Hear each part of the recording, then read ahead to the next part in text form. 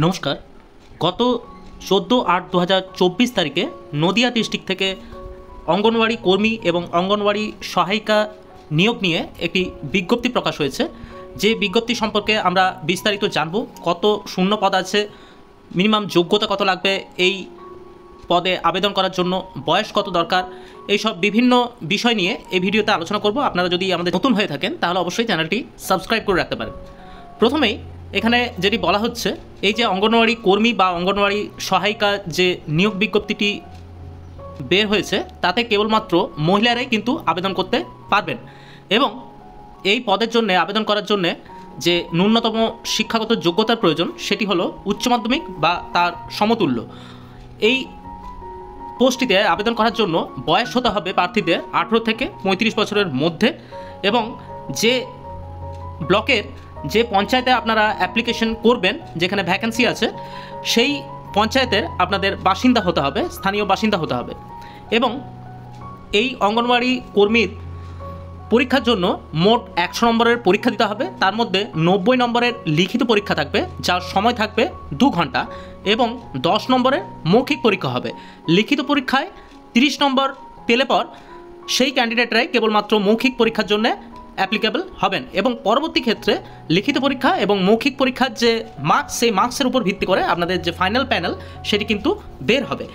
এই লিখিত পরীক্ষা যে 90 নম্বরের হবে তাতে একটি রচনা থাকবে, সেটি হবে 15 নম্বরের, পাটিগণিত থাকবে, সেটি থাকবে 20 নম্বরের, এবং একটি টিকা লিখতে বলা হবে, সেটি থাকবে 15 নম্বরের, ইংরেজি থাকবে 20 নম্বর এবং সাধারণ জ্ঞান অর্থাৎ জিকে থাকবে 20 নম্বরের।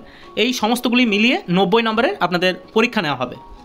এই লিখিত পরীক্ষা চলাকালীন আপনারা কিন্তু কোনো রকম smart watch, mobile phone, calculator ইত্যাদি ব্যবহার করতে পারবেন না এবং আপনাদের যে অ্যাডমিট কার্ডটি আসবে সেই অ্যাডমিট কার্ডটি অবশ্যই সঙ্গে করে নিয়ে যেতে হবে। তাতে আপনাদের পরীক্ষার দিন, সময় এবং কোথায় পরীক্ষা হবে সেটি কিন্তু লেখা থাকবে এবং আপনারা অবশ্যই ব্লু বা ব্ল্যাক ডট পেন নিয়ে যেতে হবে আপনাদের পরীক্ষার সময়তে।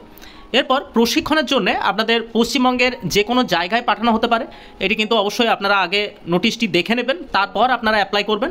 এবং এই যে আবেদন করার যে ডেট সেটি রাখা হয়েছে 14/8/2024 তারিখ থেকে 13/9/2024 তারিখ পর্যন্ত, অর্থাৎ এই আবেদন প্রক্রিয়া অলরেডি শুরু হয়ে গেছে। যারা যারা এখনও আবেদন করেননি অবশ্যই তারা 13 তারিখের আগে অর্থাৎ 13 সেপ্টেম্বরের আগে অ্যাপ্লিকেশন করে দেবেন। এই অ্যাপ্লিকেশনটি অনলাইনে হবে না, শুধুমাত্র অফলাইনেই করা যাবে।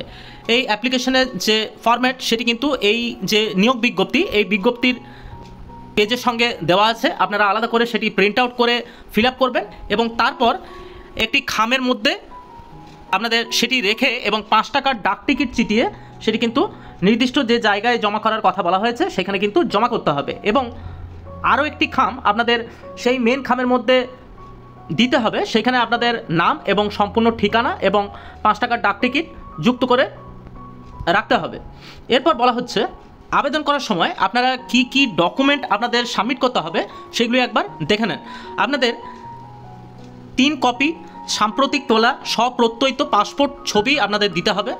একটি আবেদনকারীর যে ফর্ম থাকবে তাতে আঠা দিয়ে চেটাতে হবে এবং বাকি দুটি ওই আবেদনের খামের সঙ্গে দিতে হবে এবং বয়সের প্রমাণপত্রর যে ডকুমেন্ট সেটি দিতে হবে এবং আপনাদের যে স্থায়ী বাসিন্দার যে সার্টিফিকেট অর্থাৎ রেসিডেন্সিয়াল সার্টিফিকেট যেটিকে বলা হয় সেটি দিতে হবে। যদি কারো কাস্ট সার্টিফিকেট থেকে থাকে তাহলে সেটি দিতে হবে। ন্যূনতম শিক্ষাগত যোগ্যতার প্রমাণপত্র দিতে হবে। প্রতিবন্ধী যদি কেউ হয়ে থাকেন তাহলে তার সার্টিফিকেট দিতে হবে। ইডাব্লিউএস সার্টিফিকেট যদি কারো থেকে থাকে তাহলে সেটি কিন্তু এই অ্যাপ্লিকেশন করার সময় আপনাদের খামের সঙ্গে দিতে হবে।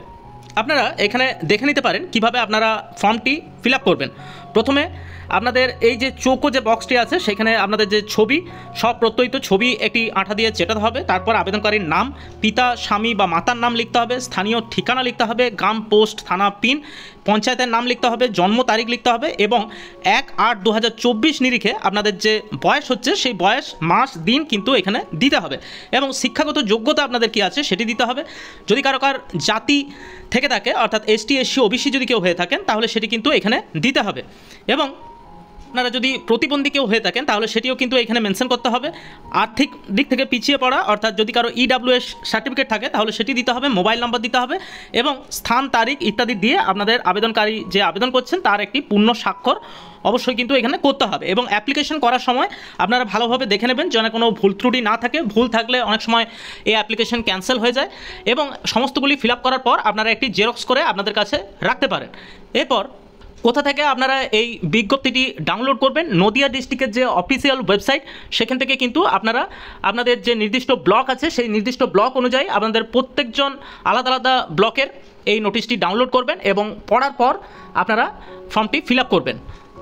আমাদের এই চ্যানেলে ICDS এর রচনা এবং বিভিন্ন রকম প্রশ্ন উত্তর নিয়ে ভিডিও আসছে, চাইলে আপনারা সেগুলি দেখতে পারেন। নমস্কার, ভিডিওটি পুরো দেখার জন্য ধন্যবাদ।